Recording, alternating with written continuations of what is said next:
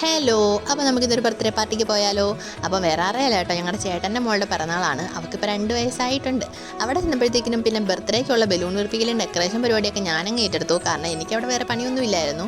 Balloon വീർപ്പിക്കുന്ന ഈ സാധനം കണ്ടപ്പോൾ പണി എളുപ്പമായെന്നാണ് ഞാൻ കരുതിയത്. പക്ഷെ നല്ല പാടായിരുന്നു. കുറേയൊക്കെ കഴിഞ്ഞപ്പോഴത്തേനും എൻ്റെ കൈ കഴിച്ചു തുടങ്ങി.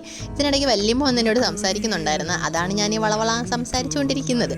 ബലൂൺ വീർപ്പിച്ച് കുറേയൊക്കെ ആയപ്പോഴത്തേക്കിനും നമ്മുടെ ഐറ ബേബി വന്ന് ഈ ബലൂണിൻ്റെ അകത്തോട്ട് കയറുന്നുണ്ടായിരുന്നു. അപ്പോൾ ഇതാണ് നമ്മുടെ ബർത്ത്ഡേ ഗേൾ. അവളെ അതിൻ്റെ അകത്തോട്ട് വിട്ട് കഴിഞ്ഞാൽ അവളെ അതിനകത്തൊരു തീരുമാനമാക്കി തരും. അതുകൊണ്ട് അവൾ മുറിയിൽ പൂട്ടിയിട്ടിരുന്നതാണ്. പക്ഷെ അവളെങ്ങനെയോ പുറത്ത് ചാടി. പിന്നെ ബലൂൺ വീർപ്പിക്കുന്നതൊക്കെ കാണിച്ചു കൊടുത്തപ്പോൾ അവിടെ അടങ്ങി ഒതുങ്ങിയിരുന്നു.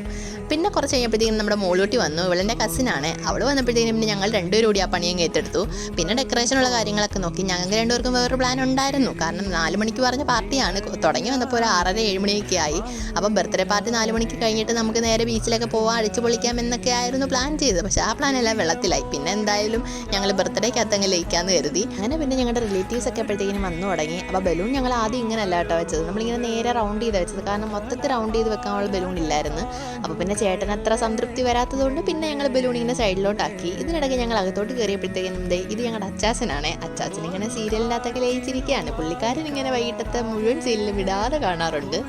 അപ്പോൾ ഇതാണ് ഞങ്ങളുടെ നാത്തൂൻ. അപ്പോൾ ചേച്ചി നേരത്തെ റെഡി ആയിട്ടുണ്ടായിരുന്നു. വാവെ ഞങ്ങൾ കേക്ക് കട്ട് ചെയ്യുന്നതിന് കുറച്ച് മുന്നേ ആട്ടോ റെഡിയാക്കിയത്. കാരണം പിള്ളേരായതുകൊണ്ട് അവർ അധികം നേരം ഫ്രോക്കൊന്നും ഇങ്ങനെ ഇട്ട് നിൽക്കത്തില്ലല്ലോ.